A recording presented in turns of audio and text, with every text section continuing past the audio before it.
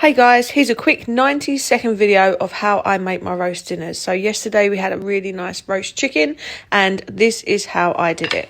So I always make the Yorkshire puddings first because they can just sit on the side and then we'll warm them up when the rest of everything's ready.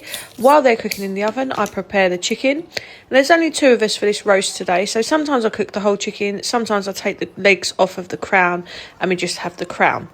So I'm going to prepare it by sticking a lemon in there, some thyme and some crushed garlic cloves, a little bit of olive oil on the top and then salt, pepper and some herbs, and that goes into the oven. The Yorkshire puddings come out and they are delicious.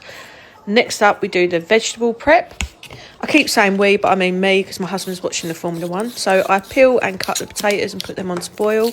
My carrots I just peel, chop them up and season them with salt, pepper and thyme, and they go straight into the oven.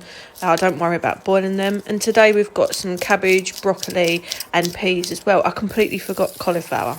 Anyway, my chicken's ready to come out. My potatoes are boiled, so I'm going to fluff them up, put them in some hot oil and baste them. And then at this point I just use salt.